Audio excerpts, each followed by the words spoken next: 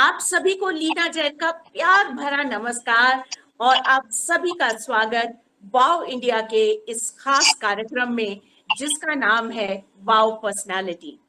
और आज जो पर्सनालिटी हमारे साथ हैं वो मेरे दिल के बहुत करीब है, क्योंकि जब भी मैं उनको देखती हूँ तो मन अंदर तक हरा हो जाता है। और उन्हीं की वजह से आज मैंने ये हरी साड़ी पहनी है, क्योंकि वो प्रकृति से बहुत प्यार करती हैं, फूलों से बहुत प्यार करती हैं और हमेशा खुद भी फूलों की तरह खिली खिली रहती है। उनके बारे में हम और बातें करेंगे, लेकिन उससे पहले हम चाहते हैं कि हमारी वाव इंडिया की सेक्रेटरी जनरल डॉक्टर पूर्णिमा शर्मा हमसे दो शब्द कहें। स्वागत है पूर्णिमा जी आपका। धन्यवाद लीना, और धन्यवाद मंजू जी कि आपने हमारा ये आमंत्रण स्वीकार किया। और हमारे साथ हमारे सीनियर वाइस प्रेसिडेंट बानू बंसल जी भी हैं, आपका भी बहुत बहुत स्वागत है। और आप सबको नमस्कार। क्या है लीना, आप सभी जानते हैं, हमारे व्यूअर्स भी जानते हैं इस बात को कि हम वाव पर्सनैलिटी में उन लोगों को इंट्रोड्यूस कराते हैं जिन्होंने लाइफ में कुछ या तो अचीव किया है और अचीव करने के बाद उसको पब्लिक को भी उन्होंने देने का एक सार्थक सफल प्रयास किया है। तो उन लोगों को हम इंट्रोड्यूस कराते हैं, और वो किसी भी फील्ड के हो सकते हैं। वो कोई साहित्यकार हो सकते हैं, वो कोई डॉक्टर मेडिकल की फील्ड से हो सकते हैं, किसी भी फील्ड से हो सकते हैं।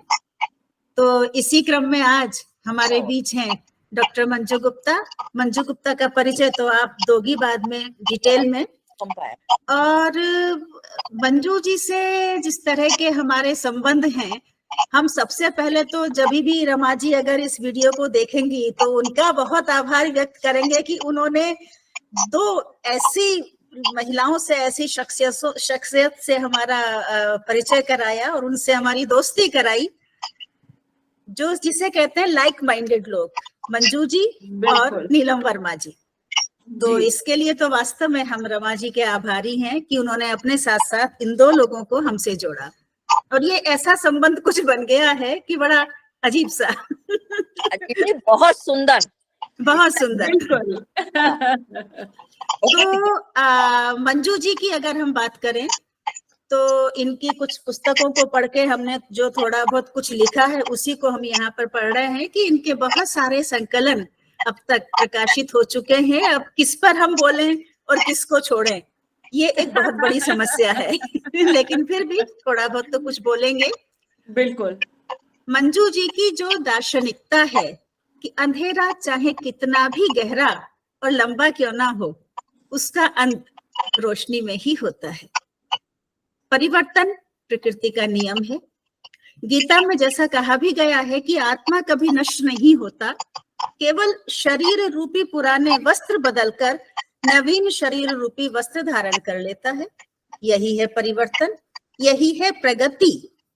और प्रकृति भी अपनी प्रगति पथ की यात्रा में इसी तरह नित्य नवीन रूपों में हमारे समक्ष लीलाएं करती रहती है। मौसम बदलते हैं, भावनाएं बदलती हैं, और सारा परिवर्तन हो जाने के बाद एक नवीन रूप में सब कुछ हमारे सामने आ जाता है। इसी को कहते हैं पुनर्नवा, यानी मंजू जी हंस रही है, यानी जो पुनः नवीन हो जाए। ये मंजू जी की दार्शनिकता है, जो उनका जीवन दर्शन है, और वो अपने जीवन में उन्होंने इस दर्शन को उतारा भी है। ये ही नहीं कि खाली लिखने के लिए उन्होंने पुनर्नवा की व्याख्या कर दी, उन्होंने इस दर्शन को अपने जीवन में, व्यक्तिगत जीवन में उतारा भी है, और उसी में अभी भी ये जी रही हैं, जो बहुत अच्छी बात है। बिल्कुल।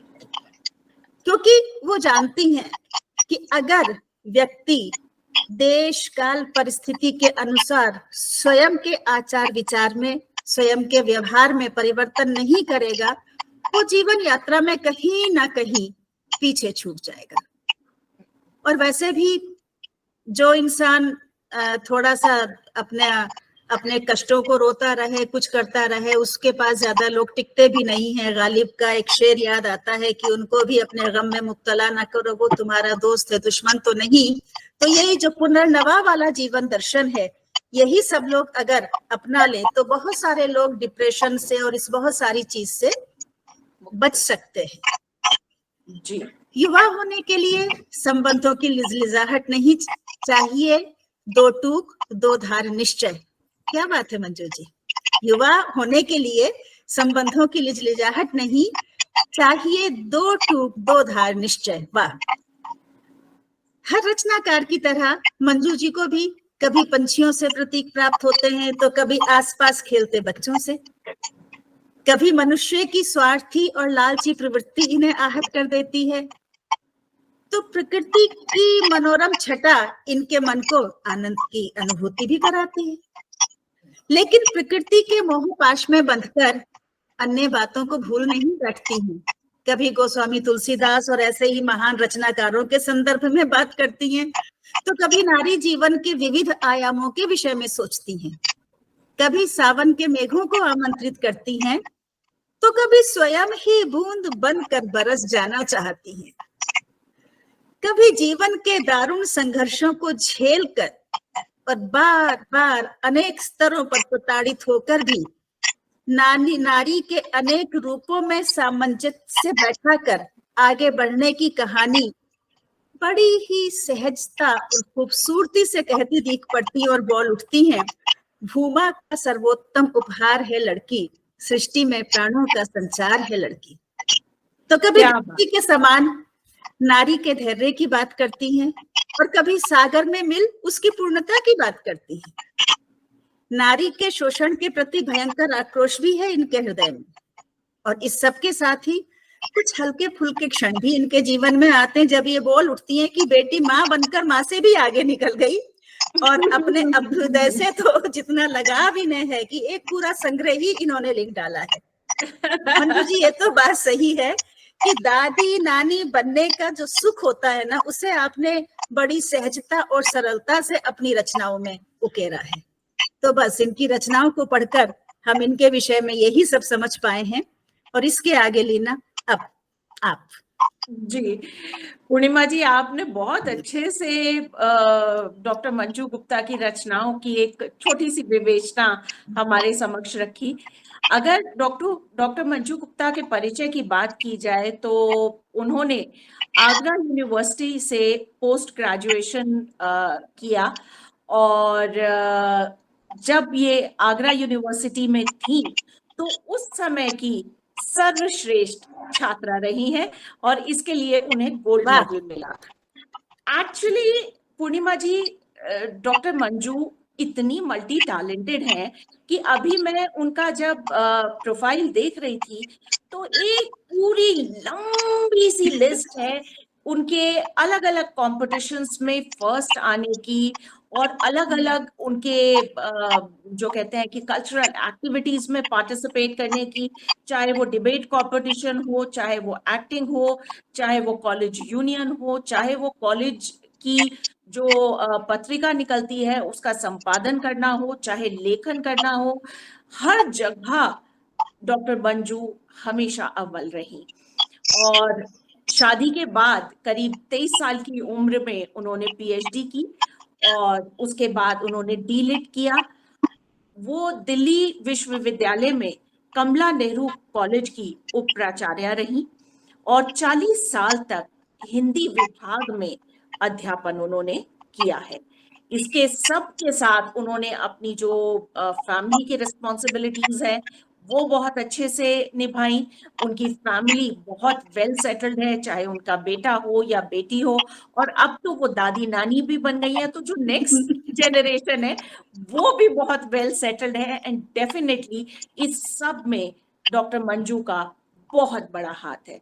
डॉक्टर मंजू, अब हम आपसे एक चीज जानना चाहेंगे कि इतनी लंबी आपकी जो अकम्पलिशमेंट्स हैं उसकी लिस्ट मेरे पास है, और जैसे जैसे मैं उसको पढ़ती हूँ, देखती हूँ, आपको जानती हूँ, समझती हूँ, तो लगता है कि आप बहुत ही मल्टी फैसिनेटेड पर्सनालिटी है, और अलग अलग चीजों में आपका इंटरेस्ट है। आपने अलग अलग चीजों के साथ एक्सपेरिमेंट भी किया है, चाहे वो राइटिंग हो, चाहे वो आपकी स्केचिंग हो, तो बड़ी अलग अलग चीजों में आपने किया है, लेकिन इस सब के बावजूद मंजू गुप्ता को अगर अपना परिचय देना हो तो मंजू गुप्ता अपने आप को कैसे देखती है? जी। धन्यवाद लीना। अ, सबसे पहले मैं आप लोगों का धन्यवाद कर दूं। वाओ इंडिया के इस वाओ पर्सनालिटी कार्यक्रम में आज आपने मुझे आमंत्रित किया और अपने साथियों से रूबरू होने का, गुफ्तगू करने का मौका दिया है। इसके लिए आप सभी पदाधिकारियों, विशेष रूप से पूर्णिमा, मैं कात्यायनी भी कहती हूँ, और पूर्णिमा महीने में एक बार आती है मेरी पूर्णिमा, मैं जब इसका नाम लेती हूँ मेरे मन में आती है। तो पूर्णिमा हमेशा मेरे साथ होती है। और दूसरी ये मुझे बहुत करती है, बहुत प्यारी लगती है मुझे, बहुत यंगस्टर्स के लिए आकर्षण मन में बड़े होने पर जो होता है, जो छोटी बढ़ती हुई लड़कियां तुम्हारी जैसी जो भरे पूरे व्यक्तित्व वाली हो, बहुत आकर्षक लगती हैं। तो दोनों का बहुत बहुत आभार। और बानू जी कहती है, मैं बानू जी से भी बहुत बार मिल चुकी हूँ। आप सभी का बहुत सारा अभिनंदन और हृदय से आभार व्यक्त करते हुए आपने जो प्रश्न किया, मैं उस पर आती हूँ। अपना परिचय हुआ ये लीना कि मैं जब कॉलेज में थी तो अपने साथियों पर जो जो रिटायर होते गए मेरे सामने, और मेरे जो साहित्यिक बंधु थे, उन सब पर मैंने कम से कम 100 कविताएं लिख दी होंगी। हर एक पर मैं कविता लिखती थी। ये निश्चित था कि जब कोई या इम्पोर्टेंट चीज होगी तो मंजू कविता करेगी। बैठे बैठे मेरे दोस्तों ने कहा, इतनी कविताएं सब पे लिखी हैं, सबके गुणों की इतनी प्रशंसा की है, कोई उस पे भी तो लिखो। कहीं से कविता नहीं आई। मेरी एक साथी सरोज सक्सेना, उन्होंने बहुत प्यारी कविता मेरे लिए लिखी, पर मेरे मन में आया मैं खुद क्या हूँ, मैं क्यों नहीं अपने बारे में लिख सकती। तो मैंने ये लिखी, इसमें मेरा परिचय है, और इसको मैंने किया है जिसकी लीना बात कर रही थी, मैं ऐसी ही हूँ जी। अरे वाह, बिल्कुल। और जैसी भी हूँ बस हूँ, मैं ऐसी ही हूँ। बिल्कुल नहीं, आपको पसंद नहीं तो कोई बात नहीं, आपकी नापसंदगी मुझे बदल तो सकती नहीं, आपकी नापसंदगी नहीं, बदलूंगी तभी जब मैं खुद चाहूंगी बदलना। बढ़िया, बहुत बढ़िया। खुद चाहूंगी बदलना। अब ईश्वर हर चीज को अलग बनाता है, किसी के जैसा कोई बनाता ही नहीं है। वो हर बार जब वो पेन पेंसिल या कलम या कागज जो भी उठा के बनाता होगा मूर्ति, वो दूसरी कॉपी उसकी बना ही नहीं सकता। तो हम सब अलग हैं, फिर भी बहुत सारा कुछ हम में कॉमन होता है। तो मेरा बहुत कुछ बहुतों से मिलता है, कॉमन चीजें हैं। मेरा बहुत कुछ बहुतों से मिलता है, लेकिन बहुत कुछ ऐसा भी है जो किसी से नहीं मिलता। किसी से नहीं मिलता, बहुत सही। किसी से नहीं मिलता। सामान्यता और असामान्य का कुछ ऐसा घालमेल है मुझ में। मैं बस मैं हूँ, मैं तो बस मैं हूँ। वाह, क्या बात। बहुत अकेली और अनूठी हूँ। और मेरा नहीं, विधाता का कमाल समझिए कि वो जैसी दो चीजें कभी बनाता ही नहीं।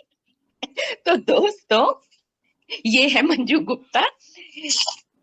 मैं बहुतों का दिल से सम्मान करती हूँ। दुनिया में इतने लोग हैं जिनका मैं दिल से आदर करती हूँ, तो मैं बहुतों का दिल से सम्मान करती हूँ उनके अलग अलग गुणों के कारण, और बहुतों को प्यार करती हूँ बेइंतहा, बहुतों को नापसंद भी करती हूँ।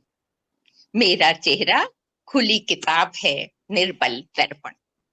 वाह, खुली किताब जिसमें मेरे मनोभाव तत्काल उभर आते हैं हूबहू। छिपाना दुराना नहीं आता मुझे। क्या बात। दुराना नहीं आता मुझे।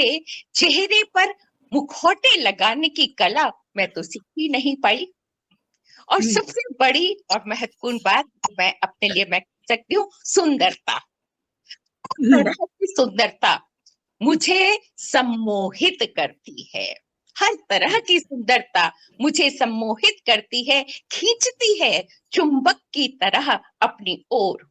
किसी का रंग, किसी का रूप, किसी का शील, किसी का स्वभाव, किसी की चमकती आंखें, किसी की मीठी मुस्कान, किसी की काबिलियत सम्मोहित करती है मुझे। हर अच्छी चीज पर मोहित हूं मैं, और इसके साथ साथ तत्काल प्रशंसा करती हूँ उसकी खुलकर। तत्काल बिल्कुल। प्रशंसा करती हूँ उसकी खुलकर, दिल खोलकर हर अच्छी चीज को एप्रिशिएट करती हूँ, और इस तरह मानो प्रभु की ही आराधना करती हूँ। क्या और बात। बहुत बहुत सुंदर, बहुत सुंदर। आराधना करती हूँ, नमन करती हूँ उसकी अजब गजब सृजन क्षमता को। मैं हर सांस के साथ प्रणत होती हूँ उस सृष्टा के प्रति जिसने बनाई है इतनी विविधता भरी बेमिसाल सृष्टि। विविधता भरी बेमिसाल सृष्टि, इस विविधता भरी अपरूप दुनिया में मैं तो मात्र एक कण हूँ, वाह, बिल्कुल। बूंद हूँ, नन्हा फूल हूँ, अपनी ही खुशबू में सराबोर नन्हा सा फूल हूँ।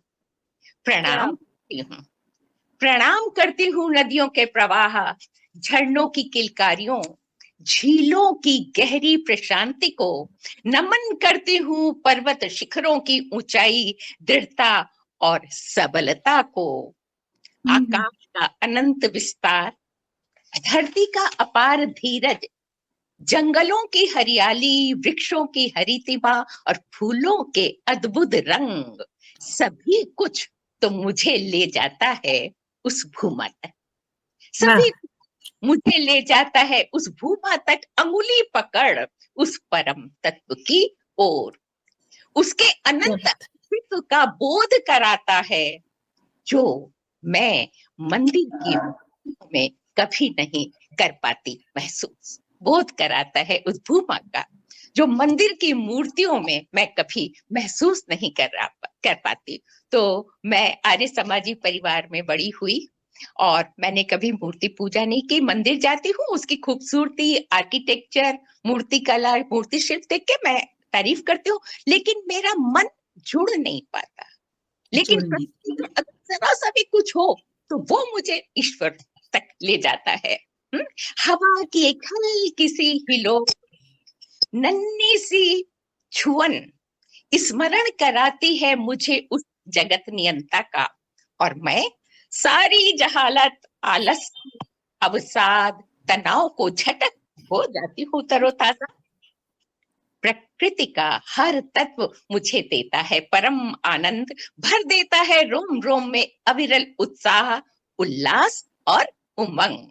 तो इसी अनंत सृष्टि का एक अनूठा कण हूँ, परम शक्ति का अणु स्फुरण हूँ। इसीलिए मैं प्रणत हूँ और उल्लसित, स्वयं में आनंद लीन, अपने में मस्त, सबका सम्मान करती, सबकी सराहना करती। मैं ऐसी ही हूँ, मैं तो ऐसी ही हूँ। बहुत बढ़िया, बहुत सुंदर परिचय, बहुत सुंदर परिचय। बहुत सुंदर। मतलब और परिचय ऐसा जो कि आपको धीरे धीरे धीरे धीरे परम तत्व की तरफ ले जाता है। परिचय भी ऐसा, बहुत सुंदर, बहुत सुंदर रचना। उम्र भी वही लेके जा रही है, बचपन। नहीं नहीं मंजू जी, आपने बहुत ही साफ गोई से अपने व्यक्तित्व का एक एक पन्ना हमारे समक्ष खोलकर रख दिया। आपने बड़े प्यार से आपने ये कहा कि जो मैं हूँ मैं नहीं बदलूंगी। आपने प्रभु की भी बात की कि प्रभु क्या है। आपने जो सुंदरता है प्रकृति की उसकी भी बात की, आपने आध्यात्म की भी बात की कि मैं एक बूंद की तरह हूँ। तो आपने अपने पर्सनालिटी के जितने भी फैसेट्स कहते हैं कि जितने भी आयाम होते हैं, उनको आपने इसमें हमें बताया। इसको जानकर एक बात तो जरूर मेरे जहन में आती है कि जरूर जो आपका बचपन रहा होगा वो बहुत ही एनरिचिंग रहा होगा। मैं बात कर रही हूँ आपकी मदर फादर, आपकी फैमिली की, कि वो भी कहीं ना कहीं आर्टिस्टिकली बहुत इंक्लाइंड रहे होंगे। आपकी एजुकेशन के अलावा जो आपको माहौल मिला होगा वो बहुत एनरिचिंग रहा होगा। क्या मैं सही हूँ? बिल्कुल सही है आप। मैं जी। मेरे पैदा हुई, मेरी माँ वहाँ के सबसे बड़े पोस्ट ग्रेजुएट गर्ल्स कॉलेज की प्रिंसिपल थी। वाह। हिंदी विभाग थी। मेरे पापा मेरठ कॉलेज मेरठ के प्रिंसिपल थे और हम्म, साइंस के नामी विद्वान थे, जिनकी हाँ, 70 से ऊपर किताबें हैं हिंदी हम्म, में। और उनकी हम्म, किताबों के बिना उस समय कोई लाइब्रेरी पूरी नहीं होती थी। क्या बात है। क्या बात। जैसा दोनों का जीवन था, दोनों स्वतंत्र सेनानी परिवार से आए थे। सारी हम्म, जिंदगी खद्दर पहना, खादी के कपड़े पहने, बचपन में हमें भी पहना है, लेकिन जब हम बड़े हुए हमने विरोध किया, हमें खद्दर नहीं कपड़े हमने पहनने शुरू किए। तो हमारा घर किताबों का घर था, चारों ओर ऊपर नीचे पीछे सिलेक्शन के लिए दोनों कॉलेज की किताबें आती थी। हमें खुली छीट थी, उन पर सोए या पढ़े या उन्हें देखें। क्या और बात। बचपन में लोरियों की जगह मैथिली शरण गुप्त, जयशंकर की कविताएं पढ़ाई रटाई, भाव लिखते थे, पर लोरी की हम उन कविताओं को गाते थे और सुनते थे। तो वो उस जमाने में हम पंथ प्रथा बड़े हुए। और आदर्श इतने, दोनों इतने आइडियलिस्ट थे कि बस पूछिए। अनुशासन का डंडा हम सब भाई बहनों पे था। ऐसा नहीं है कि हमें मारा नहीं गया, हम पिटे, खूब शैतान थे तो पिटाई खूब हो जाती थी, भाई बहन खूब लड़ते थे, लेकिन अनुशासन नहीं टूटा। कब सोना है, जागना है, जिम्मेदारी से काम करना है, कोई लपक छपक नहीं, किसी के साथ बेईमानी नहीं, ईमानदारी से कदम कदम चलना है। तो मेहनत करना, ईमानदार रहना और अपनी प्रतिभा का समुचित प्रयोग करना, ये माँ और पिताजी का आशीर्वाद के रूप में हमें मिला है, इसमें कोई शक नहीं है। बिल्कुल, बिल्कुल वो ईमानदारी पारिवारिक। आपकी रचनाओं में हाँ, बिल्कुल साफ बिल्कुल दिखती है। पारिवारिक पृष्ठभूमि का जहाँ बच्चे की परवरिश होती है, उसका इतना बड़ा योगदान होता है उसके व्यक्तित्व के निखार में कि वो जीवन भर जब तक वो जिंदा रहता है तब तक उसके साथ उसके व्यक्तित्व में वो चीज झलकता है। अच्छा, बिल्कुल। मैं दिखाना चाहूंगी, ये मेरी पुस्तक है, मेरा परिवार। वाह। गुड। क्या ये बात बहुत है। सुंदर परिवार है। जब कोविड चल रहा था, तो जी कोविड जमाने में मेरे हस्बैंड बहुत ज्यादा बीमार थे और जी। बहुत बड़े डॉक्टर, इंटरनेशनल फेम के डॉक्टर होके वो बिस्तर पे थे और उठने में भी तकलीफ होती थी। तब मुझे थोड़ा अलाइव करने के, रिवाइव करने के लिए मेरी बेटी ने कहा, मम्मा आपने इतना कुछ लिखा है, इसको मैं छपा देती हूँ। ये कॉलेज के पब्लिशर ने किताब छापी मेरी, और वो मेरी कविताएं जो इधर उधर बिखरी पर 80 कविताएं हैं मेरे परिवार के लोगों पर। क्या और बात है। किताब उसने छापी, मैंने सिर्फ अपने भाई बहनों और बच्चों में इसे बांटा। तो मैं अच्छा। परिवार क्या होता है आज, इसका इम्पोर्टेंस हमें समझ में आ रहा है। और कोविड के बाद में तो हमारे बच्चे भी इसको समझने लगे हैं। तो बिल्कुल बिल्कुल। इसमें मैंने लिखा, बांट कर खाना, मिल रहना। मेरा परिवार क्या होता है, बांट कर खाना, मिलकर रहना, एक दूसरे की चिंता में भीतर तक दहना, दूसरे की चिंता में भीतर तक दहना, अपने से ज्यादा दूसरों का ख्याल रखना, दूसरों का ख्याल।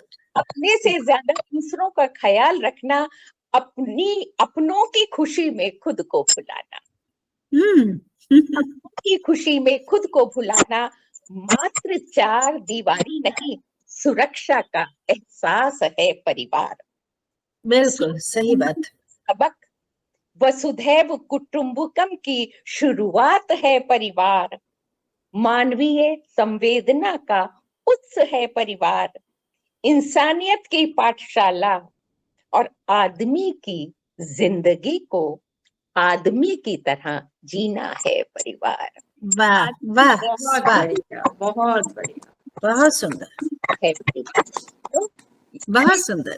परिवार होता है। लीना, मेरे इस संग्रह में 80 कविताएं हैं। अच्छा, मम्मी पापा, भाई बहन, उनके बच्चे, बच्चों के बच्चे, भाई भतीजे, नाती नातिन, सबके ऊपर, क्योंकि कोई भी अब घर में आता है, जब हम भाई बहन इकट्ठा होते थे तो हाँ, मंजू की एक चलती थी, और मंजू को तो मैं गिफ्ट के लिफाफे ना देकर एक कविता कविताएं, क्या और बहुत बढ़िया, बहुत अच्छा। उसे देती थी। और जैसा कि तुमने कहा, मेरी एक बेटी है जो डायरेक्टर प्रोफेसर है लेडी हार्डिंग मेडिकल कॉलेज में, उसका एक बेटा है अभ्युदय, जो जी, अब डॉक्टर हो चुका है और रेजिडेंसी कर रहा है, सीनियर डॉक्टर होने वाला है। उस पर जब वो पैदा, वो मेरे पास ही रहा, क्योंकि ये रेजिडेंसी कर रही थी उन दिनों, तो बहुत व्यस्त थी गर्मी में, इसका हाल खराब था, और बच्चे को मैंने पाला। तो अभी सांस के साथ उसकी नानी ऐसी जुड़ी है कि मेरी दुनिया बदल गई। मेरा तीसरा काव्य संकलन है रोशनी का दस्तावेज, उसमें 40-50 कविताएं सिर्फ अभ्यू पर लिखी हुई हैं। सिर्फ अभ्युदय पे। क्या बात है। ये जो छपी नहीं, ये कविता कहीं मेरी फाइलों में मिली, और एक बार मैंने तुम्हारे यहाँ एक फंक्शन में सुनाई पढ़ी थी जी, आपने, सुनाई थी आपने। बिल्कुल, वो तो मैं कभी नहीं भूल सकती। अच्छा होता है मेरे अभ्यू का मूड, जब अच्छा होता है अभ्यू का मूड, वो हंसता है। पापड़ सी कुरकुरी उजली हंसी, वो हंसता है पापड़ सी बहुत सुंदर। नन्हे दांत चमकते हैं पॉपकॉर्न से, है पॉपकॉर्न से, उसकी शुभ्र मीठी मुस्कान उसके पूरे चेहरे को बना देती है मिल्क चॉकलेट। और तब हर कोई चाहता है चूमना उसके नाजुक चंपई गुलाबी कैंडी से गाल, सब कोई चाहता है।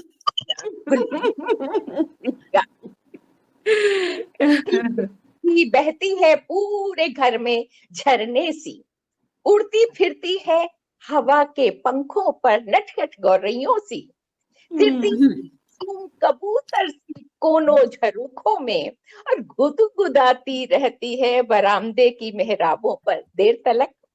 तुतली बोली कानों में रस ही नहीं घोलती, मन में जगा जाती है ढेर सारा उल्लास, मन में जगा जाती है ढेर सारा उल्लास।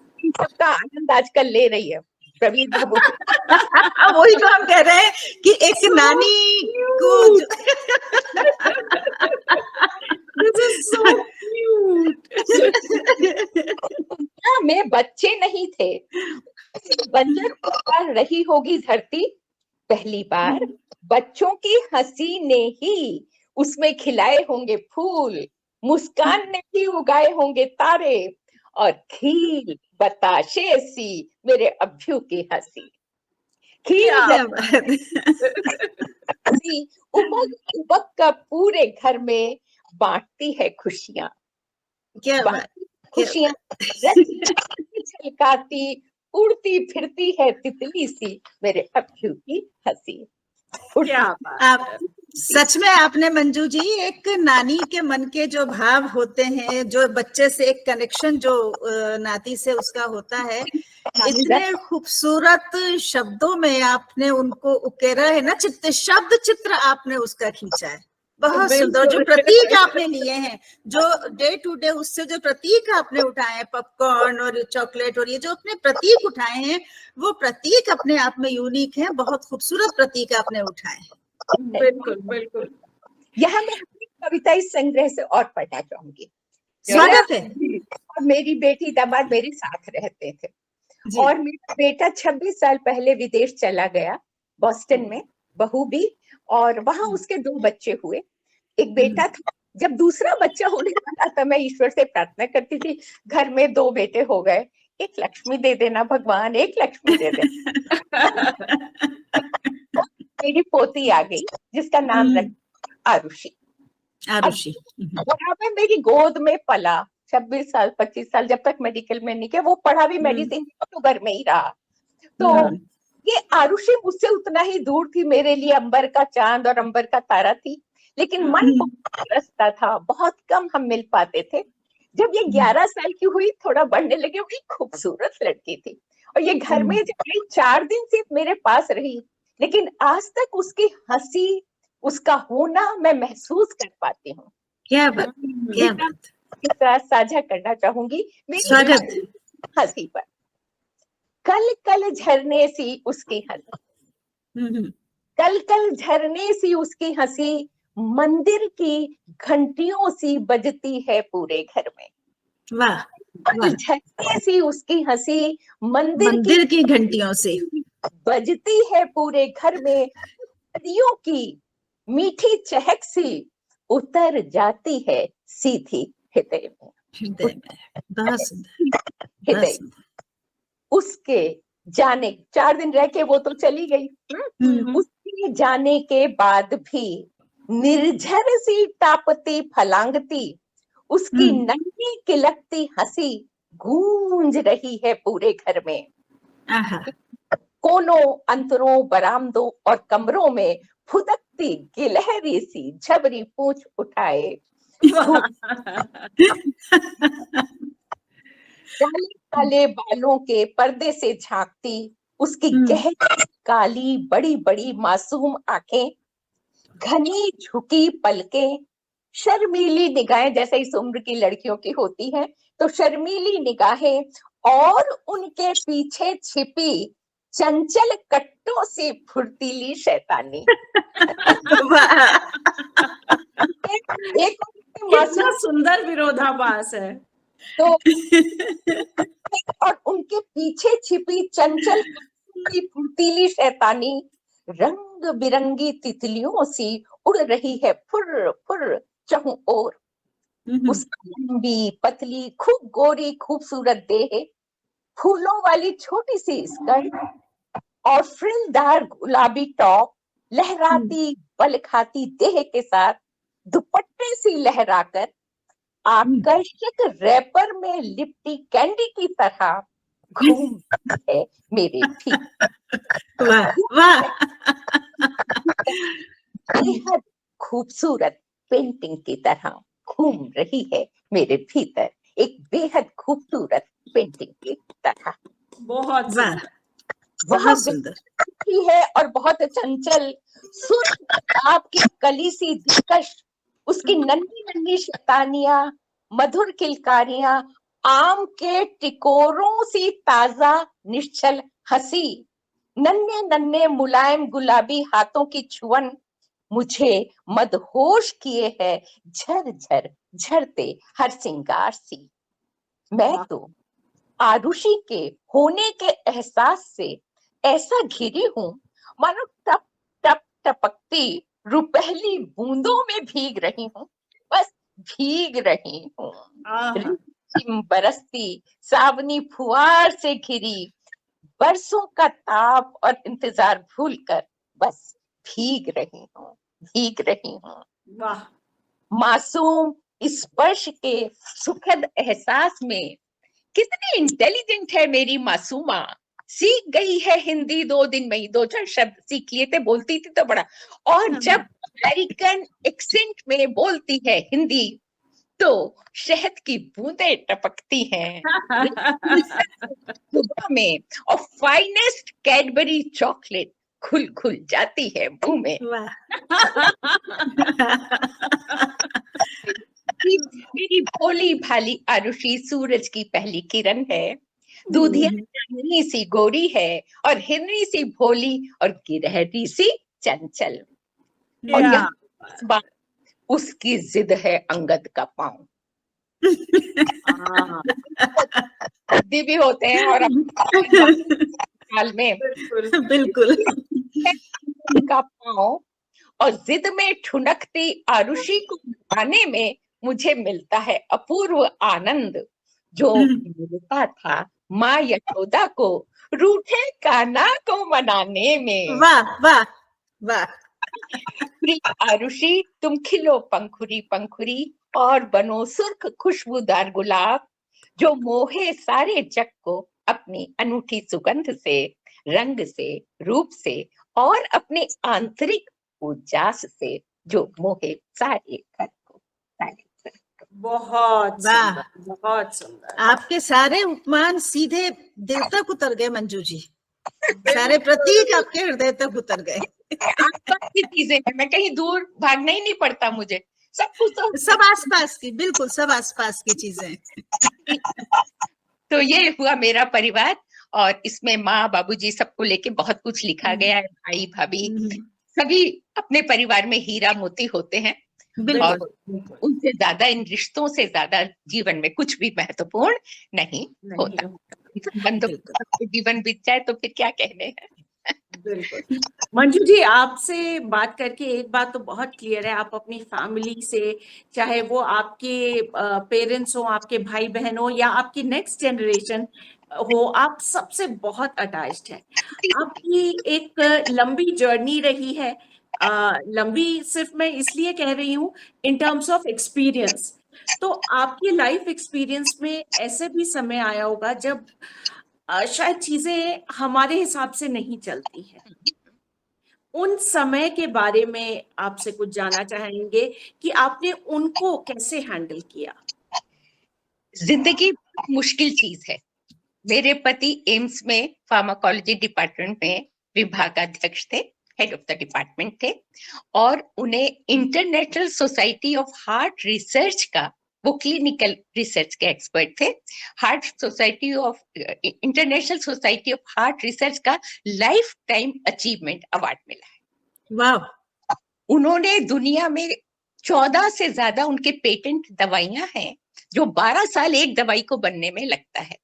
उन्होंने कुछ ऐसी दवाइयां बनाई हैं जिनसे करोड़ों, क्या दुनिया के सारे लोगों को फायदा हो रहा है। तो कहीं ना कहीं मैं मन में ईश्वर के प्रति बहुत आभार महसूस करती हूँ कि ऐसा संजीदगी से चुपचाप काम करने वाला जीवन साथी मुझे मिला।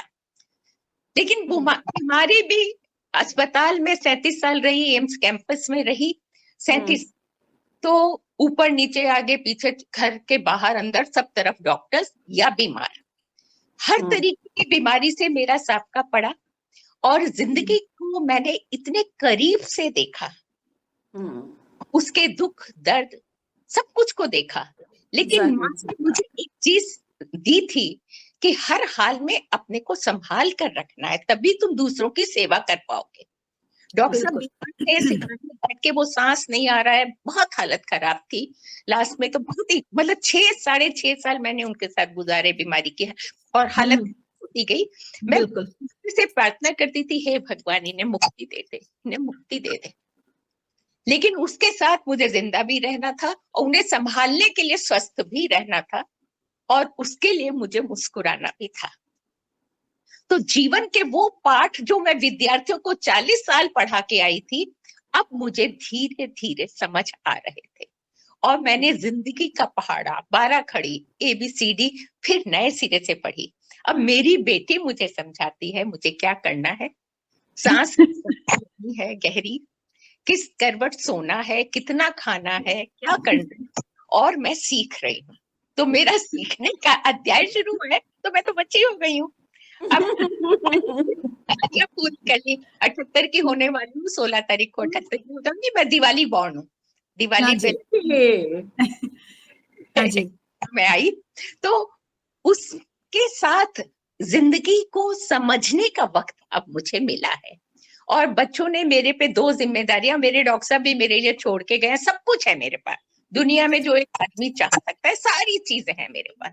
मुझे किसी चीज की चाहना नहीं है, ना सम्मान चाहिए ना कुछ चाहिए, बस मैं खुश रहना चाहती हूँ, हर हाल में खुश रहना चाहती हूँ, तनाव से मुक्त रहना चाहती हूँ, और दूसरा काम है स्वस्थ रहना चाहती हूँ। स्वस्थ रहना वो बहुत बड़ी चीज है। गर्दन, हाथ, पैर, कमर, कंधे सब जवाब दे रहे हैं। उम्र बढ़ रही है, उम्र का प्रकोप पूरी तरह है, लेकिन अब मेरी स्पीड बहुत कम हो गई है, मैं कदम कदम चल पाती हूँ, धीरे धीरे काम कर पाती हूँ, चीजें भूल जाती हूँ, ज्यादा देर ना बैठ सकती हूँ ना चल सकती हूँ, कुछ भी काम मैं बहुत तेजी से नहीं कर पाती। तो मैंने समझौता कर लिया है और मैं खुश हूँ। मैंने अपने मन में एक प्रण लिया है कि मुझे रोना नहीं है, हर हाल में खुश रहना है। और मैं सबको भी यही सलाह देती हूँ कि खुश रहो, मुस्कुराओ, हंसो, बड़े सुंदर लगते हो। क्योंकि बिल्कुल। नहीं था, लोगों ने कहना शुरू किया, मंजू तुम अच्छी लगती हो, सुंदर नसीहत करती हो। बिल्कुल बिल्कुल। नहीं, वैसे ये आपने बड़ा अच्छा मैसेज भी दिया है लीना। हम लोगों के वाओ बिल्कुल। इंडिया का जो संकल्प है कि हमें ऑल ओवरऑल वेलबींग का जो हमारा एक लक्ष्य है, जो एक हमारा मकसद है, वो जी। यही है कि मनुष्य, जब कोई भी लेडी, क्योंकि जो महिला होती है वो घर की एक तरह से धुरी होती है, सारा घर उसके चारों तरफ घूमता है। अगर वो कितनी भी परेशानियां आए उनको अच्छे से हैंडल नहीं करेगी, खुद स्वस्थ नहीं रहेगी, तो कैसे घर वालों का सबका ध्यान रख पाएगी। मंजू जी इसका जीता जागता एग्जाम्पल है कि इन्होंने खुद को बिल्कुल। अच्छे से मेंटेन किया, स्वस्थ रखने का प्रयास किया इन विषम परिस्थितियों में भी, क्योंकि हमें पता है जब उनका जो बिल्कुल। समय चल रहा था, बहुत मतलब बहुत ही ज्यादा ऐसा समय चल रहा था, उसके बावजूद इन्होंने मुस्कुराना नहीं छोड़ा, इन्होंने अपने आप को मेंटेन करना नहीं छोड़ा। वो एक बहुत बड़ा सबक है, बहुत बड़ा संदेश है हमारी सभी महिलाओं के लिए। Definitely definitely. कि अपने दुख तो सभी को ओढ़ने बिछाने पड़ते हैं, मजबूरी है, बिल्कुल। यही जीवन है। लेकिन हमारे यहाँ तो अस्पताल में सारे जो जगह से नेग्लेक्ट होके थे वो अस्पताल में आते थे, वो भी वहां पर आते थे। उनके करना होता था, उनको भी बिल्कुल करना होता था। तो हर तरीके का बिल्कुल। दुख था, लेकिन दुख से टूटने से सहारा तो आप दे नहीं सकते, उन्हें खाना भी खिलाना है, उन्हें संभालना भी है।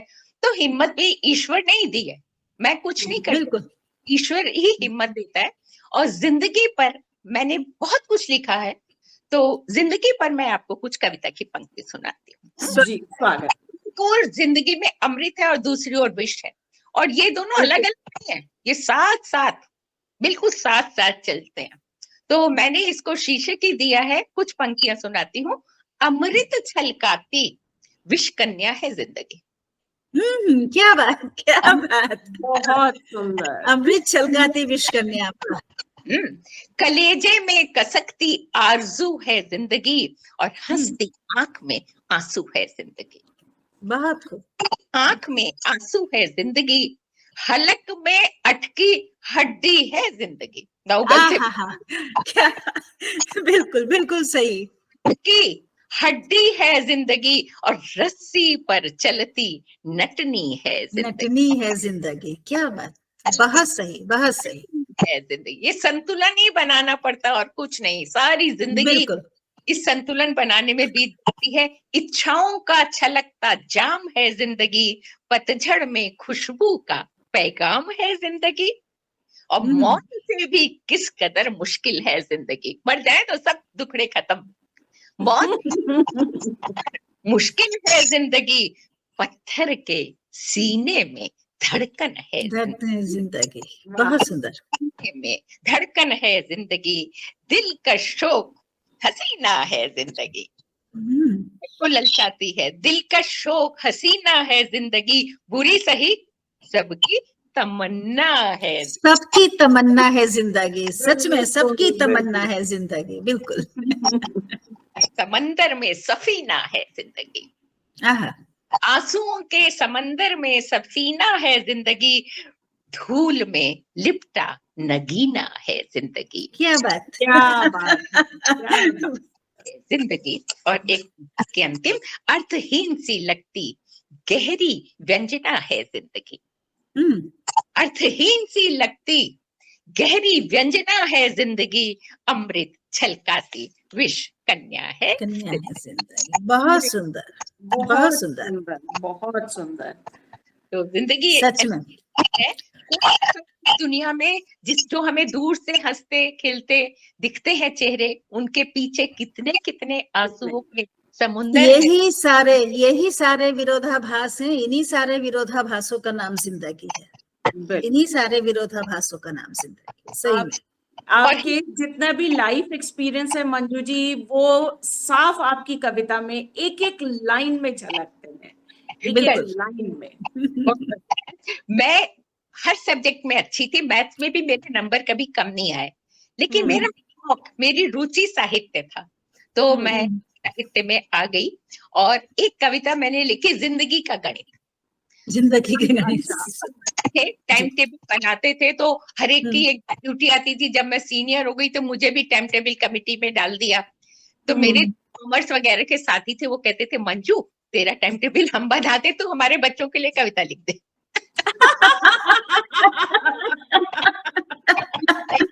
बहुत बढ़िया। मैंने गणित पे भी एक कविता लिख डाली, जिंदगी का गणित। स्वागत है जी। और एक दो दो दो होते हैं चार, सीधा सा गणित बच्चे जानते। बिल्कुल। दो और दो होते हैं, ये गणित है। दो का एक हो जाना जिंदगी। क्या बात, दो का एक हो जाना जिंदगी। बिल्कुल। जिंदगी एक कैसे हो जाता है अनेक, गणित नहीं सिखाती है जिंदगी। बिल्कुल। एक कैसे हो जाता है अनेक, ये गणित नहीं सिखाती है जिंदगी। बिल्कुल। और होकर ना होना, आपकी प्रेजेंस होती है फिजिकली, फिर भी आप होते नहीं है, गायब होते। क्लास में सारे बच्चे हमारे यही होते थे, हम पढ़ा रहे हैं वो गायब होते थे।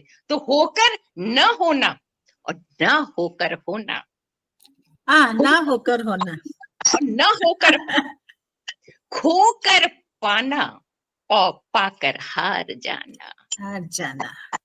खोकर पाना और पाकर हार जाना गणित का प्रश्न नहीं, जिंदगी की हकीकत है। गणित का प्रश्न नहीं, जिंदगी की हकीकत। बिल्कुल बिल्कुल। गणित ही है जिंदगी, जिंदगी जो है गणित ही है। जिंदगी खाली और ऐसी पहेली, ऐसे ऐसे उसमें बीज गणित के और सबके सवाल होते हैं जिंदगी में कि जिनको जो है सॉल्व कर पाना वास्तव में हर एक बड़ा प्रॉब्लम मुश्किल में काम, एक नया फॉर्मूला लगाना पड़ता है, लगाना पड़ता है सॉल्व करने के लिए। और तब भी जरूरी नहीं कि सही आंसर मिल जाए, बिल्कुल करेक्ट आंसर मिल जाए, तब भी जरूरी नहीं। हमारे साथियों को हमें यही कहना है, कोशिश ही करना आदमी का काम है, बाकी सब ऊपर वाले पे छोड़ दो, वो है ना करने के लिए। हमें क्या करना है, हमें क्या करना है, बाकी न सफलता जो भी होगा रिजल्ट उसके हाथ में। तो हमें उसकी भी नहीं है, अपना काम करते रहें। और कविता को मैं क्या समझती हूँ, जी जी जी, है कि कविता है ताली बजाओ, गीत है कानों को सुंदर लग रहा है, लोग नाच खुश हो रहे हैं, वो कविता होती है। हम जब पढ़ाते थे तो हमारे कोर्स में प्रसाद, पंत, निराला सूर, पृथ्वीराज, वहां से शुरुआत होती थी, मीरा आती थी, फिर हमने गुप्त, प्रसाद, पंत भी पढ़ाए। एक सिलेबस में कभी स्थान नहीं दिया गया जो आजकल चल रहे हैं, जिन्हें कविता के नाम पर परोसा जा रहा है। परोसा आजकल का हाल तो ये है मंजू जी कि इन महान रचनाकारों के नाम भी लोगों को नहीं मालूम, लेकिन कविता के नाम पे इतने बड़े बड़े सम्मान, इतने बड़े बड़े, पूछिए मत। ये दिए जा, ये जमाना है, ये दुनिया है मंजू जी, कुछ नहीं कर सकते। ये तब भी होते थे हमारे, बिल्कुल के कवि होते थे। एक जो पाठ्य पुस्तकों में पढ़े और पढ़ाए जाते थे, जिन पर थीसिस होते थे, रिसर्च होते थे, और दूसरे कवि सम्मेलन के कवि, जो मंच के कवि होते थे, मंच के कवि हम सुनते थे, हमने भी बचपन में बिल्कुल, लेकिन उन्हें पढ़ाई के लिए कभी रखा नहीं गया। तो मेरा कहना है कि मुझे यहाँ पे शेक्सपियर का वो कथन बहुत याद आता है कि मेरे शब्द उड़ते हैं लेकिन विचार नीचे रहते हैं। विचार शब्द कभी भी स्वर्ग नहीं जाते, क्योंकि विचार ही शब्दों को सार्थक बनाते हैं। बिल्कुल, क्या बात है, बिल्कुल। में विचार का होना बहुत जरूरी है। हम कभी मन बहलाने का, दिलचस्पी का, ताली बजाने का, नाचने गाने का डर रहा नहीं कि शादियों में गीत गाए जा रहे हैं और लोग बेहोश होके नाच रहे हैं, मदहोश होके नाच रहे हैं, ठुमके लगा रहे हैं। कविता इससे बहुत गहरी चीज है। विचार बहुत सही। कि अगर आप लोगों को हिंदी का थोड़ा अंदाज हो तो छायावाद के बाद प्रयोगवाद आया, बिल्कुल नई कविता आई, नई बिल्कुल। कविता के बाद एक और आंदोलन आया था जिसे विचार कविता नाम दिया गया था। हम्म, और मैं उससे बहुत, जब मैं बड़ी हो रही थी, एमए के लेवल पे आई थी, तो वो विचार कविता वाला 1960-65 के आसपास चल रहा था आंदोलन। एक अंक विचार कविता मैगजीन का मेरी कविताओं का भी उसमें छपा था, विचार कविता से। जी ओके मैं कविता को क्या मानती हूँ, मैं आपको इस पर एक कविता सुनाना चाहती हूँ। जी, स्वागत। हाँ, इसको मैंने शीर्षक दिया है कविता उम्मीद का चिराग। कविता उम्मीद बना के रखे, तो कविता उम्मीद का चिराग। कविता नहीं है पागलों का प्रलाप, कविता नहीं है पागलों का प्रलाप, स्वरों की झंकार और शब्दों की नक्काशी। कविता नहीं है कल्पना की उड़ान, ख्याली पुलाव फुर्सत का शगल। कुछ नहीं, चलो कविता कर लेते हैं। क्या बात कल्पना की उड़ान, ख्याली पुलाव फुर्सत का शगल कविता है। कविता क्या है? आदमी के हाथों में पकड़ी कुदाल। कविता है आदमी के हाथों में पकड़ी कुदाल, जो गोड़ती है दिमागों की बंजर जमीन। गोड़ती है दिमागों की बंजर जमीन, उगाती है विचारों की फसल, अकुराती है भावना के अंकुर, खिलाती है पथरीली चट्टानों पर फूल और लहलहाती है हरियाली का ज्वार। कविता है आदमी के हाथों में पकड़ी कुदाल। बहुत सही और सुंदर।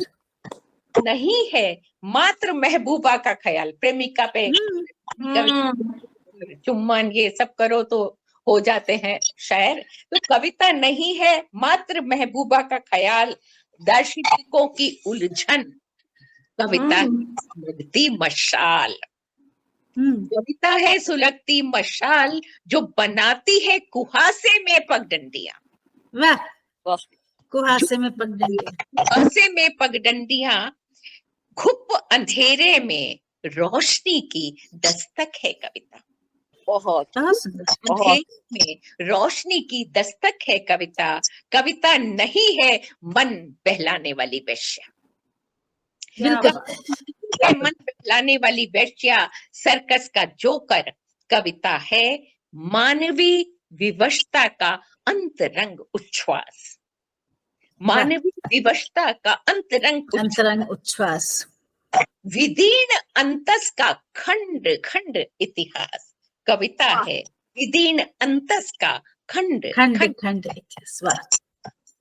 बारूदी दुनिया में सुलगता आंसू है कविता।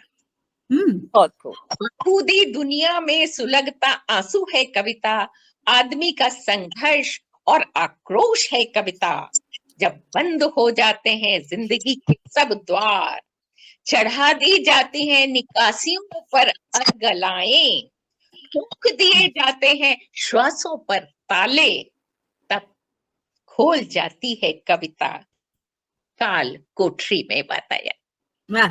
क्या बात कविता काल कोठरी में बताया, बाल जाती है चुपचाप निराशा की दहलीज पर उम्मीद का चिराग।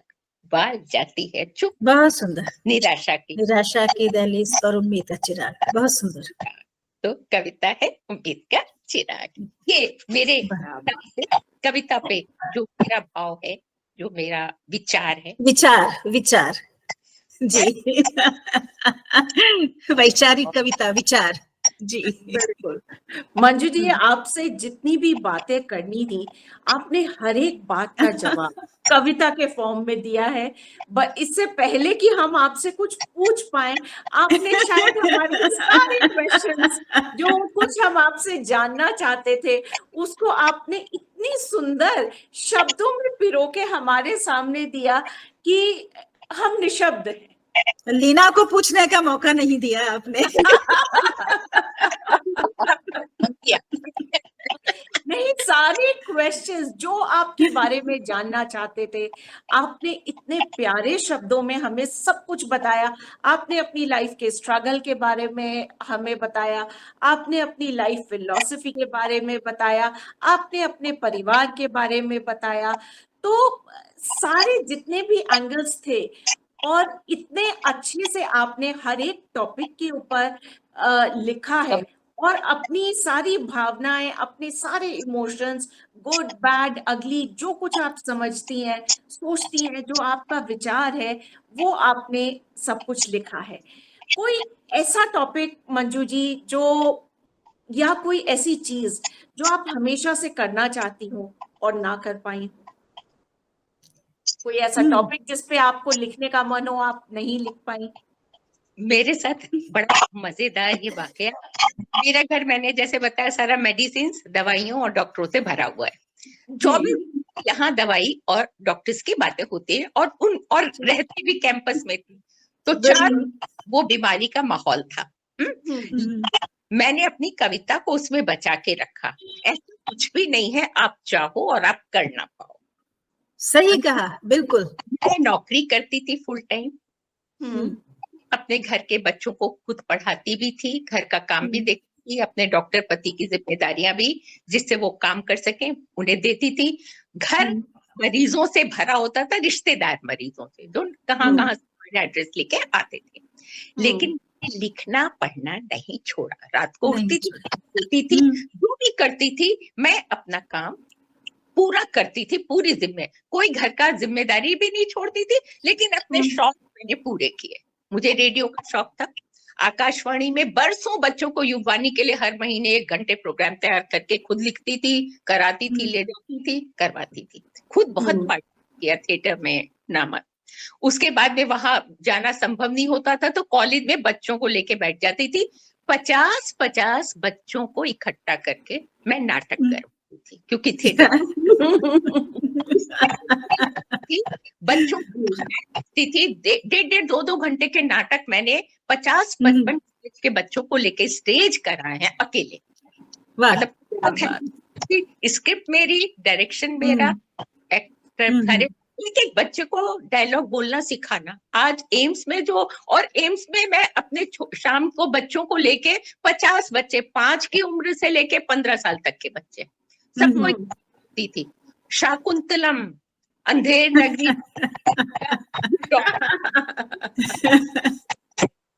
और सारे डॉक्टर से ही मंच बनवाती थी। वो सब आते थे, डायरेक्टर भी आते थे, और मंजू गुप्ता होता था हर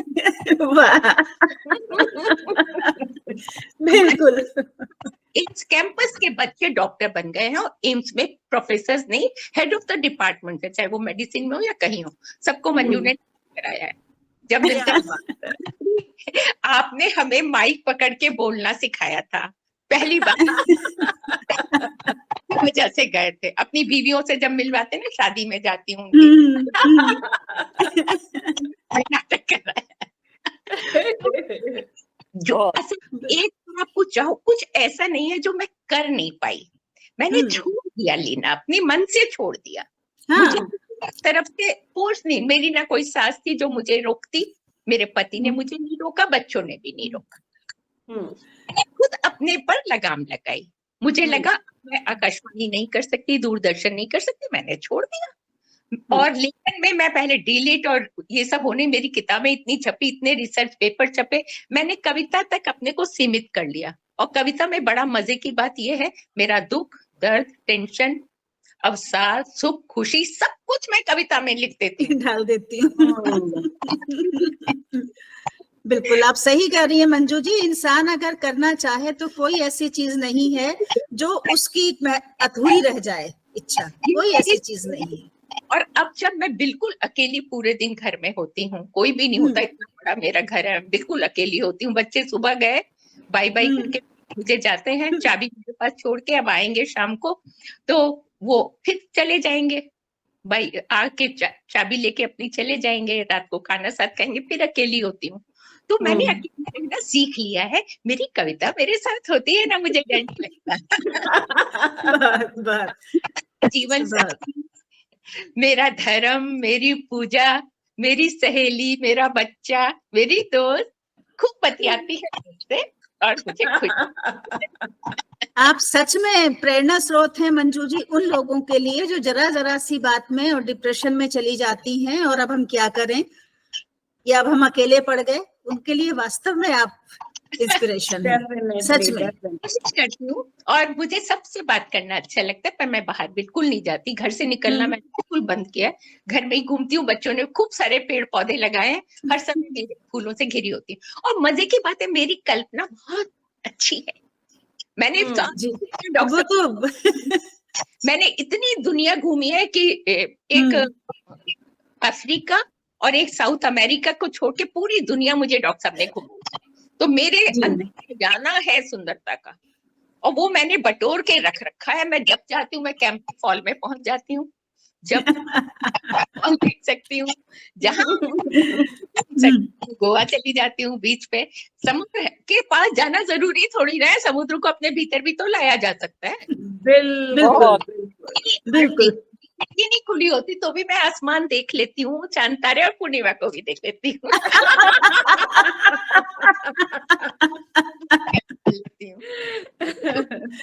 पूरी को तो डॉक्टर अमावस वाले दिन भी देख लेते हैं।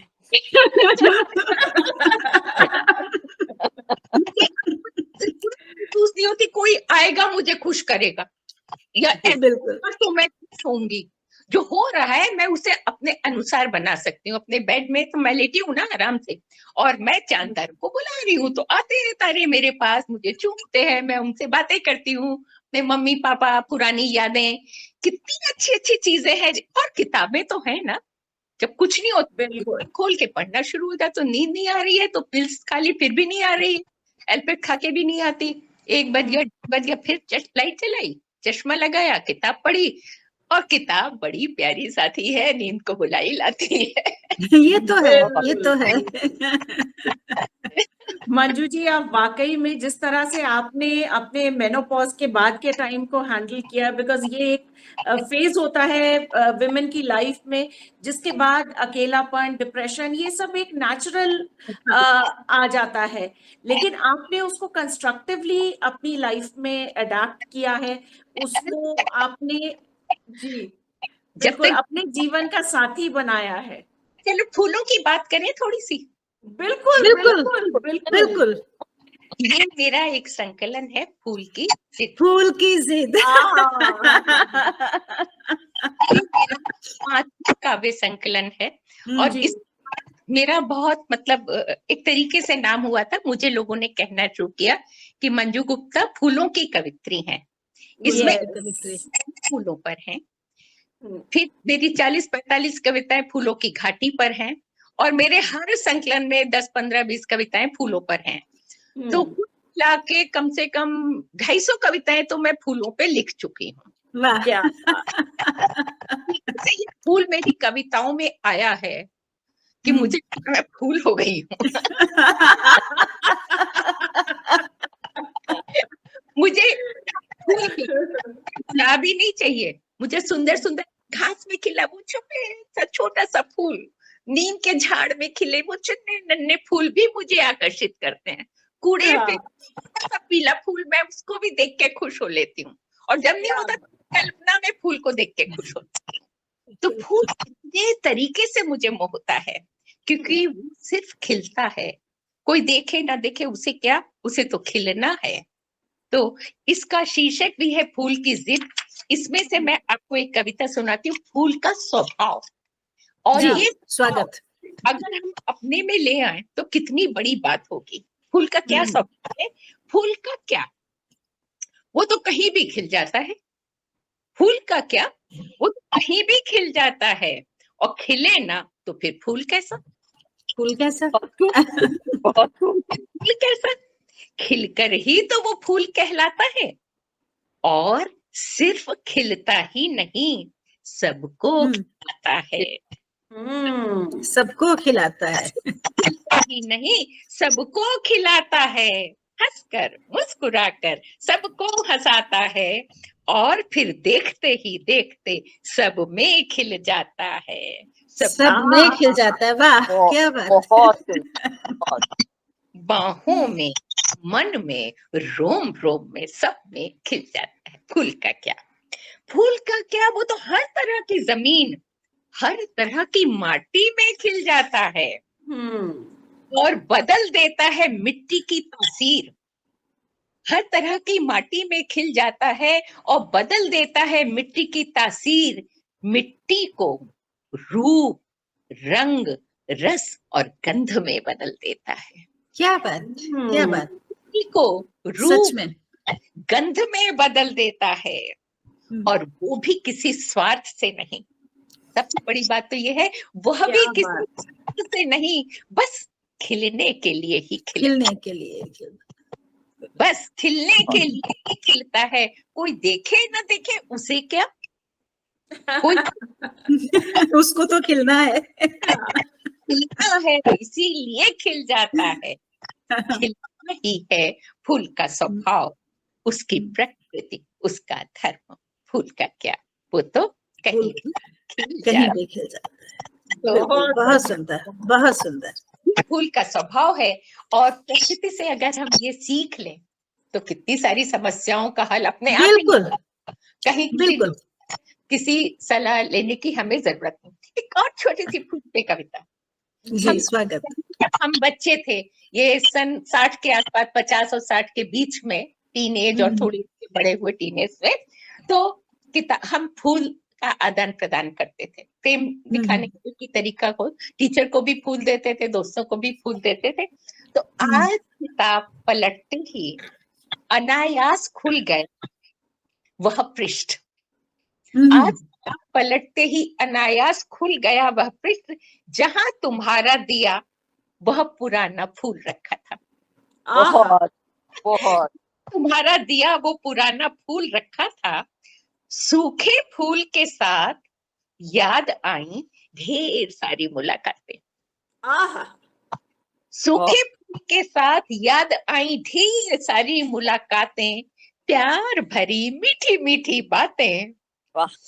कच्ची उम्र में तन्हाई में किए अंबियों से खट्टे मीठे बातें याद आई।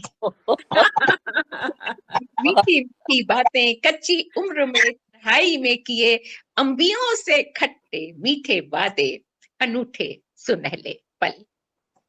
एक सूखा फूल, एक सूखा फूल पल भर में दोहरा गया सारा इतिहास। सूखा फूल पल भर में दोहरा गया सारा इतिहास। बिन बोले कितना कुछ कह गया, बिन बोले कितना कुछ कह गया तुम्हारा दिल। बात है। तो फूल पे ऐसी मतलब बहुत। आप मंजू जी, आप म्यूट हो गई हैं। हाँ, म्यूट हो गई है। हाँ, अब आ गई आवाज। ये अपने आप कैसे हो जाता है मुझे मालूम नहीं। हाथ लग गया होगा कहीं, वो हाथ लगा होगा स्क्रीन पर, उससे हुआ होगा। हर ऋतु पर लिखा है। जी जी। 6 ऋतुएं होती हैं और सारी ऋतुएं मुझे प्यारी हैं। सब लोग सर्दी में होते हैं या बरसात ज्यादा हो रही है तो रोते हैं, गर्मी होती है तो मैं बिना एसी के बड़े आराम से पंखे में बैठती हूँ। मैं कभी शिकायत नहीं करती। सर्दी होती है तो मैं एक कोई ऊनी कपड़ा पहन लेती हूँ, मेरी सर्दी आराम से बीत जाती है। मतलब मौसम को सहना झेलना मुझे अच्छा लग, मेरा शरीर मैंने इस लायक बनाया है कि मैं झेल सकूं और मैं खुश रहती हूँ। मतलब मुझे मौसम का तो रोना धोना बिल्कुल ही नहीं पसंद है। ये कर रहे हैं, पाउडर लगा रहे हैं, छिड़क रहे हैं, नहा रहे हैं, और एक बार नहा लूंगी, ठीक है, बस ठीक है ना। मौसम हमारे हाथ में थोड़ी ना है, जो है तो मैं उसे बड़े प्यार से स्वीकार करती हूँ। तो बस जैसा आपने कहा, पावस पर मैंने बहुत लिखा है, वसंत में लिखा है, शरद पर, गर्मी पर, हर मौसम पे लिखा है, पर 20, 25, 30 कविताएं वसंत पे भी लिख डाली है। बहुत। उनमें से एक मैं सुनाती हूँ आपको, फागुन। जी, स्वागत। ये वसंत ऋतु और फागुनी बयार उस करने हमारे चारों ओर बह रही है। ये वसंत ऋतु और फागुनी बयार, मन कैसा बहका बहका हो रहा, पता नहीं क्या करूं, नाचूं गाऊं झूमूं क्या करूं, या हवा के पंखों पर बैठ उड़ती ही चली जाऊं। हम्म, तल आकाश में उसके अनंत विस्तार में खो जाऊं, या चिड़ियों संग गाऊं, कुहुकू कोयल संग पंछियों की टोली में शामिल हो जाऊं, गुनगुनाऊं और बस गाती ही चली जाऊं, या भौरों की गुनगुन में एक स्वर अपना भी मिलाऊं, और तितलियों संग फूलों की क्यारी पर, उपवन की हरियाली पर, जंगल की फगुनाहट पर मंडराऊं, क्या बात। फूलों का रस पी रंगों का लगा अबीर, फूलों का रस पी रंगों का लगा अबीर बावरी हो जाऊं, बच्चा डोलती फिरूं डगर डगर, कान्हा की बांसुरिया बन बजती ही जाऊं, ढुलकिया की थाप पर मन के मंजीरे खनका, चूड़ी खन क्या मन बात। मंजीरे खनका, चूड़ी खनकाऊं, माथे पर बिंदिया लगा, कजरा रे नैनों पर बलिहारी जाऊं, और सांवरे की जोगन बन गली गली डोलूं, मितवा क्या बात। संग शाखों के हिलोले पर झूमर लहराऊं, क्या करूं, नाचूं गाऊं झूमूं, बहुत बहुत। बहुत सुंदर। के खुमार में, फागुन के खुमार में कुछ ऐसी मस्ती है, कुछ ऐसी मौज, कुछ ऐसा नशा कि मन करता है बस लहराऊं लहराऊं लहराऊं, चैत के नशे में धुत बेसुध हो जाऊं, बेसुध सो जाऊं, बेसुध हो जाऊं। वाह क्या वाह। बात है। बहुत बहुत ये हाल है इनका। बहुत सुंदर, बहुत सुंदर। पर लिखने के साथ साथ मैंने फूल पर ही नहीं लिखा, घास पर भी लिखा है। हाँ जी, घास पर भी लिखा है। जी जी। आगे की, हाँ, घास पर भी लिखा है, और मुझे जी। फूलों से भी ज्यादा मोहती है। हरी घास अच्छा। हो तो फिर दुनिया में क्या चाहिए, फूल तो बहुत चीज है। हाँ, फूल की इतनी हरी घास का मैदान, आपको हरियाली जैसे बिल्कुल। होती है, मखमल का वो कालीन हाँ, जो भगवान बिछा देता है, उसका क्या कहना। जी। तो ये घास, हाँ, मेरे हिसाब से फूल, अगर हम बड़े संपन्न लोग हैं तो घास आम आदमी है। दोनों के अंत क्या बात है। फूल और घास से मैं कहना चाहती हूँ, क्या हक है जी। जी। क्या हक है तुम्हें कि घास को समझो बेचारा। अच्छा।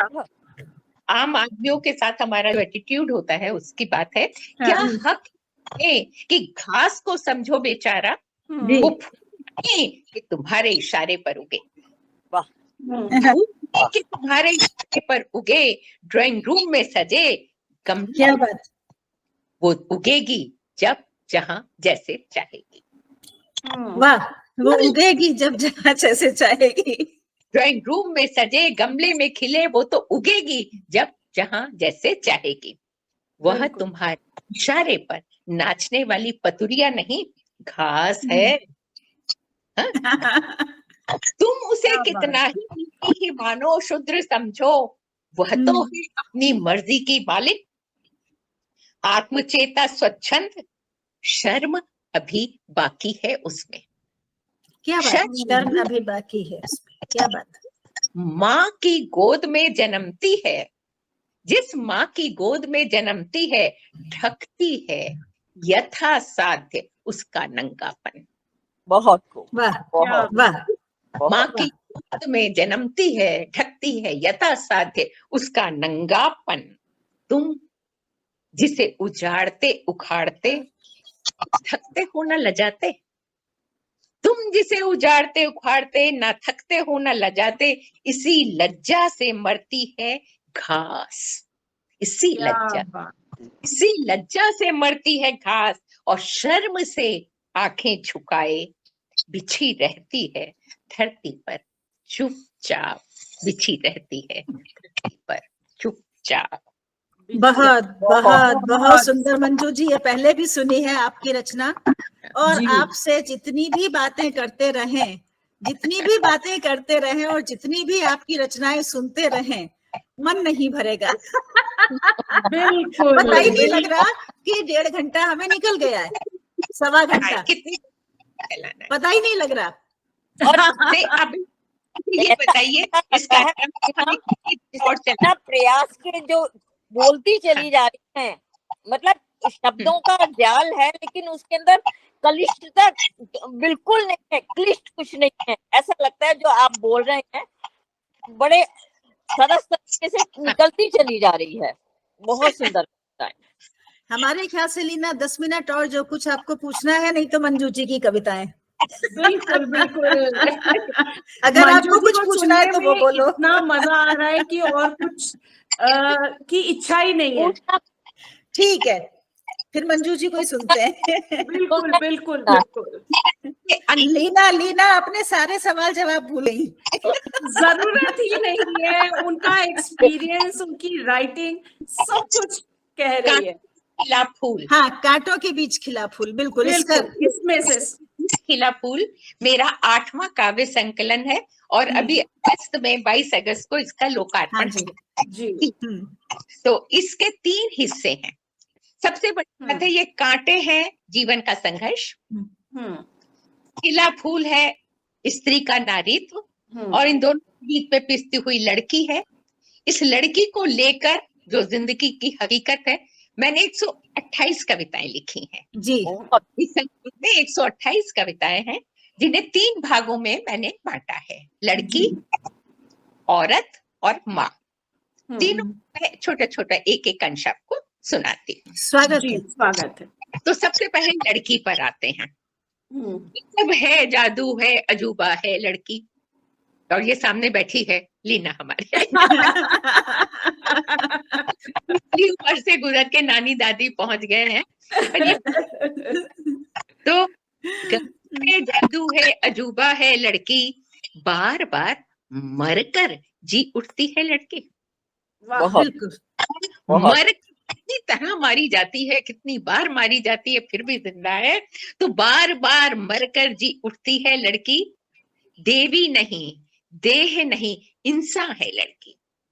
बहुत देवी देह नहीं, इंसान है लड़की, इंसान की इंसानियत की पहचान है लड़की।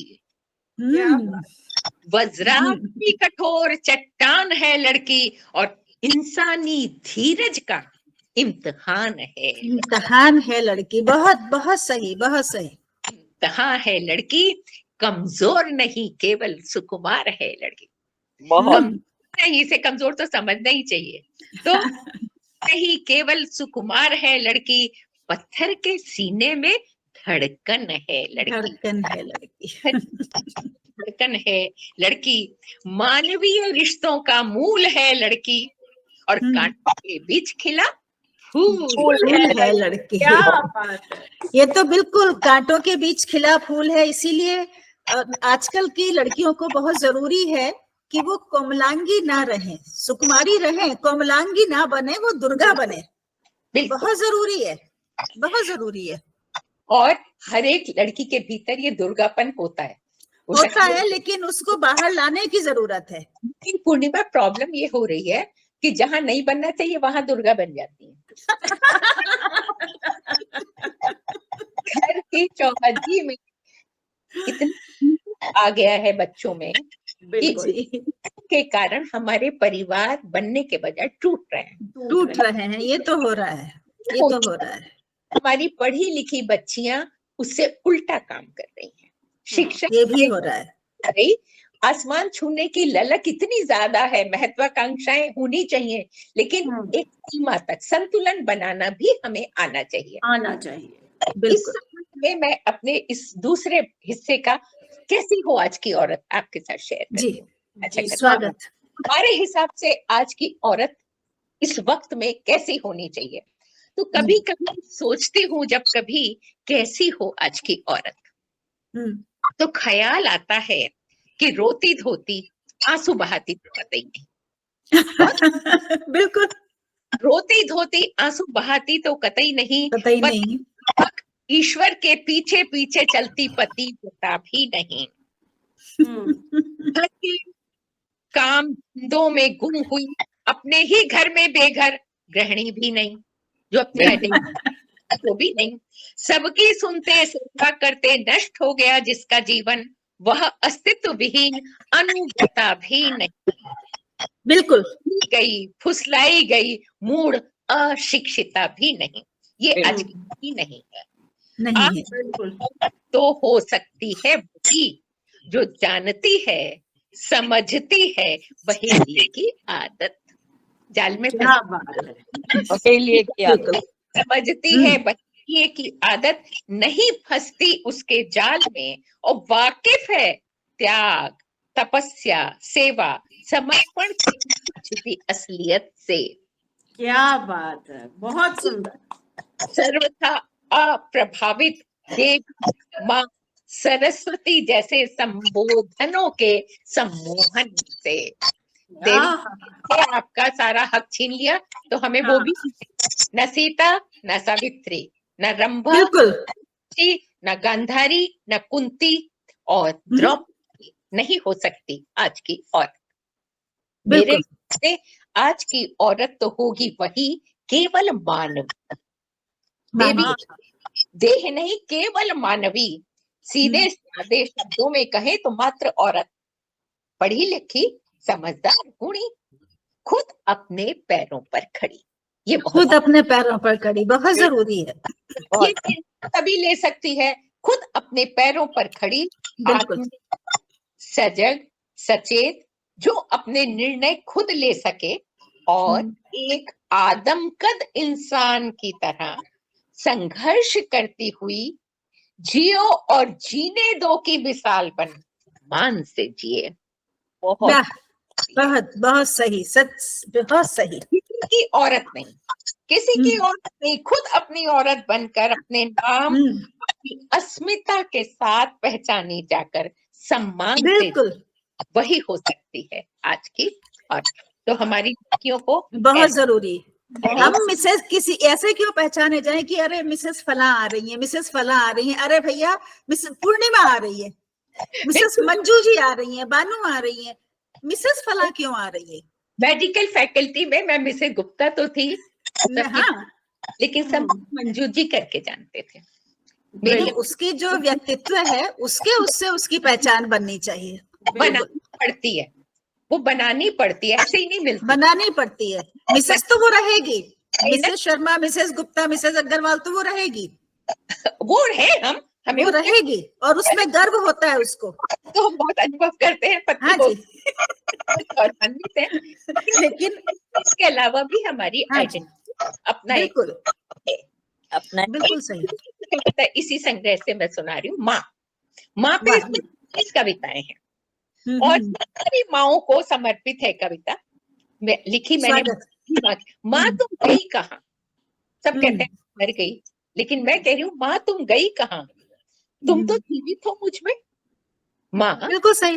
कहाँ, तुम तो जीवित हो मुझ में, मेरी धमनियों में रक्त बनकर तुम ही तो बह रही हो। बिल्कुल। धमनियों में रक्त बनकर तुम ही तो बह रही हो। तुम्हारी स्मृतियों का अनमोल खजाना पुंजीभूत है मेरे अंतस के तहखानों में। है मेरे अंतस के तहखाने में। मैं दुनिया की सबसे सौभाग्यशाली बेटी हूँ, दुनिया की सबसे सौभाग्यशाली बेटी हूँ, क्योंकि तुम हो ना सदा मेरे पास मेरे साथ। आहा, तुम हो ना सदा मेरे पास मेरे साथ। माँ तुम गई कहाँ। वैसे भी माँ भला मरती ही कब है, माँ भला मरती कब है। वो तो अपनी संतानों में नई पौध बन सदा होती रहती है, नवीन पुनरुज्जीवित। माँ मरती कब। बिल्कुल सही। न बूढ़ी होती है न मरती है, वह तो संस्कृति है। संस्कृति है, बहुत सही। न बूढ़ी होती है न मरती है, वह तो संस्कृति है। सनातन परंपरा जो बनकर संस्कार बच्चों में लेती है नित नया फुटाव। वाह, बिल्कुल, बहुत सुंदर, बहुत सुंदर, बहुत सुंदर, बहुत सुंदर। भाव, तुम्हारी आदतें, तुम्हारी कुशलता, तुम्हारी योग्यता, तुम्हारा काम करने का उठने बैठने का सलीका, सब खूब संभाल कर सजो रखा है मैंने दिल के तहखानों में संभाल कर। बहुत बस कुछ बहुत कर रखा है मैंने दिल की तहों में संभाल कर। तुम हम सब भाई बहनों में, उनकी यादों में आज भी ले रही हो सांस। हमें बढ़ता देख हो रही हो खुश, हम तुम्हें चांद तारों में ढूंढ लेते हैं माँ। हम तुम्हें चांद तारों में ढूंढ लेते हैं माँ। बहती हवा में महसूस कर लेते हैं तुम्हारा स्पर्श। तुम गई कहाँ? मैं डीजे जैसे हो रही हूँ बड़ी, दिखती हूँ काफी कुछ तुम्हारे ही जैसी। माँ कभी नहीं मरती, वह तो है सदा नीरा नदी, सदा बहार खेल जो बच्चों के माथे को चूमती, देती से नवजीवन। और जब तक तुम्हारी ममता है इस धरती पर, माँ के आंचल की छाया है संतति पर।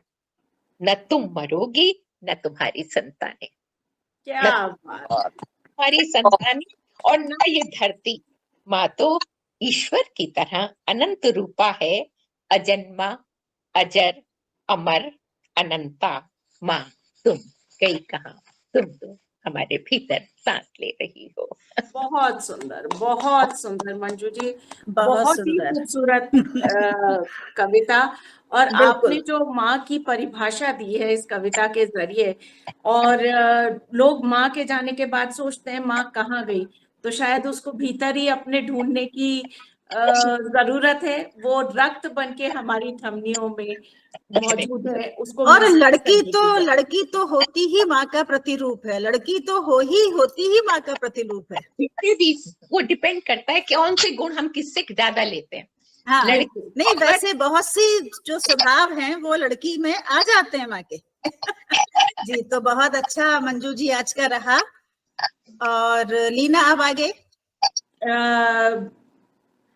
पूर्णिमा जी, आप बानू जी और सुमन जी भी हमारे साथ जुड़ी हुई हैं।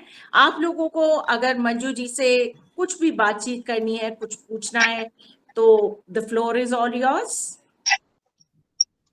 हमें तो सारी बातें हो गई, तो बानू जी अब आपके बारी है जी कि आप, जी इन्होंने हमारा आमंत्रण स्वीकार किया एक ही फोन जी कॉल पे, ये इनका स्नेह है, तो जी। अब आप वैसे तो ये कह सकती हूँ कि मंजू की मन तो अभी तक बिल्कुल नहीं भरा, बिल्कुल। लेकिन जो घटना हुई है ये बता रही है कि कुछ अपने समय की सीमाएं हैं, उसको देखते हुए हमें आपसे विदा लेनी पड़ेगी। लेकिन आपकी कविताओं से जो हमारा टाइम और हमारा मन है वो दोनों नहीं भरे हैं। आपको फिर दोबारा आने के लिए आमंत्रित करेंगे। आज के लिए आपका बहुत बहुत धन्यवाद। आगे भी बहुत आप धन्यवाद। और जितने लोग भी हमारे साथ जुड़े उन सबका भी बहुत धन्यवाद, और जो बाद में इसको YouTube पर देखेंगे उन सबका भी धन्यवाद। और एक हमारी सबसे गुजारिश है कि देखने के बाद प्लीज एक तो कमेंट्स जरूर करें और एक चैनल को लाइक और सब्सक्राइब जरूर करें। बहुत बहुत धन्यवाद मंजू जी, बानू जी, सबका नमस्कार नमस्कार।